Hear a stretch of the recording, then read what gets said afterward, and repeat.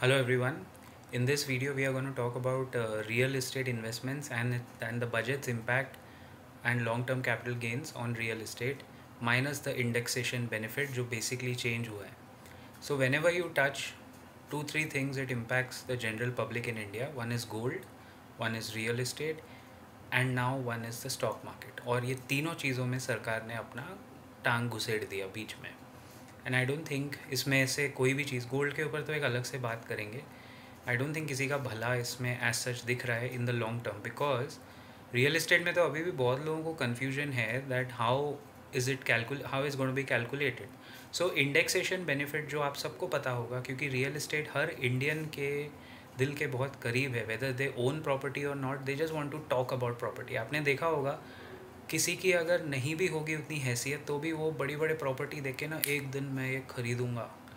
अब ख़रीदने की बात है ही नहीं, अब बेचने का और पेलने का टाइम है. सरकार आपको पूरी तरह से, एक तरह से उन्होंने पहले पुश किया, प्राइजेस ऊपर चले गए कोविड के बाद, होम लोन रेट्स भी ऊपर चले गए, और अब वो कह रहे हैं कि बेसिकली हुआ क्या है, if you have taken a property before 2001 so indexation is applicable. यानी मुबारक हो, आप अगर अभी बेचने जाओगे तो आपको कोई प्रॉब्लम नहीं आएगा, आपको टैक्स बेनिफिट मिल जाएगा जो पहले मिल रहा था. इंडेक्सेशन में बेसिकली इन्फ्लेशन एडजस्टेड प्राइस, उसका भाव निकाल के सिर्फ जो प्रॉफिट होगा इंडेक्सेशन एडजस्टेड उस पर आपको टैक्स देना है.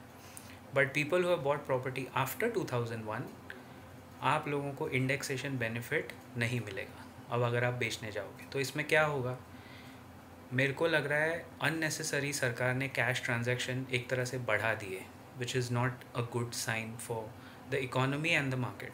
क्योंकि बहुत लोग अभी भावताल करेंगे.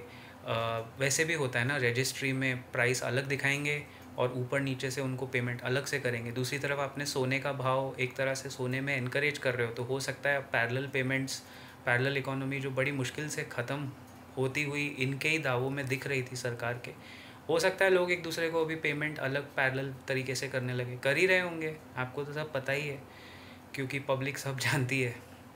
बट जो कैश एक्चुअली सिस्टम में कम नहीं हुआ है after demonetization, because the economy has grown, the cash लेन देन हैज़ ग्रोन बाय 43%. तो आप यूपीआई चिल्लाते रहो, यूपीआई सिर्फ 200 रुपये के नीचे के ट्रांजैक्शन या मैक्सिमम 200-250 के नीचे हो रहा है. मेजर बड़े बड़े ट्रांजैक्शन आज भी या तो बैंक ट्रांसफ़र से करो या फिर पैरेलल इकोनॉमी से हो रहे हैं. लेकिन वो आप, अब तक क्या था, डर था. अब इस मूव के बाद क्या होगा, आपने एक फिलिप दे दिया अननेसेसरी दलालों को बीच में घुस के वापस ऐसा कुछ करने के लिए.